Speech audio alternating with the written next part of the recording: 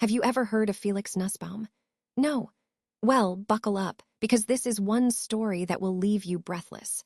We're talking about a man who not only survived the Holocaust, but did so with an artistry, a daring, and a sheer will to live that's almost unbelievable. Think of it as a real-life thriller, set in the heart of Nazi Berlin.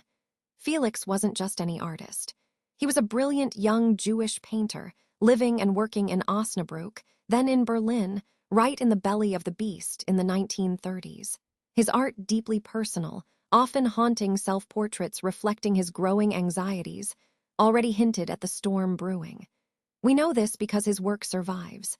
Some of his paintings, like Self-Portrait in the Studio, painted around 1937, are chilling premonitions, not just of his personal plight, but of the wider catastrophe.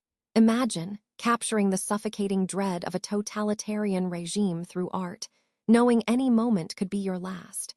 But it wasn't just the art that gives us a window into his life. We have his letters poignant, desperate, filled with the everyday details that reveal the incredible pressure he was under. That detail is key to understanding not just the man, but the reality of life under the Nazis. We're not talking about broad strokes of history. We're talking about the specifics of hiding, the rationing of food, the ever-present fear of discovery, all narrated by the man himself. Now, the escape, that's where things get really gripping. It wasn't a Hollywood-style escape with explosions and gunfire. It was far more subtle, far more terrifying. It began in 1942, after the Nazis tightened their grip on Berlin. Felix, like many other Jews, found himself confined to increasingly restricted areas of the city. His studio, his sanctuary, his only space for creative expression, was threatened. The details here come from accounts of his family and surviving documents. He was already defying the laws in subtle ways, continuing to work, continuing to hope. But by late 1942, hope was dwindling. He knew his time was running out. The Nazis were systematically rounding up Jews and sending them east.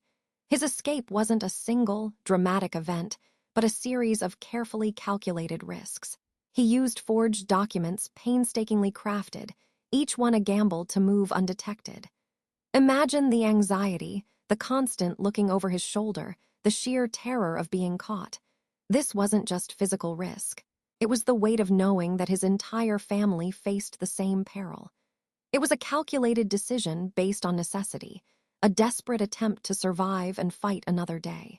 He moved from hiding place to hiding place, relying on the kindness of strangers.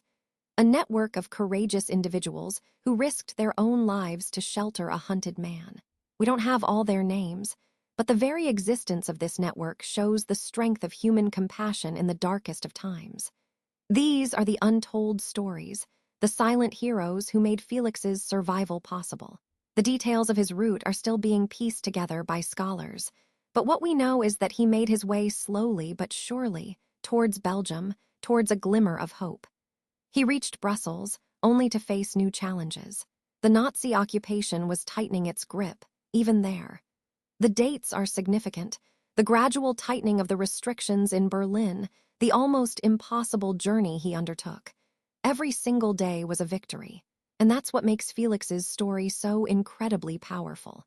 It's not about a grand escape, but about the daily acts of defiance, the persistent hope, and the unwavering will to survive.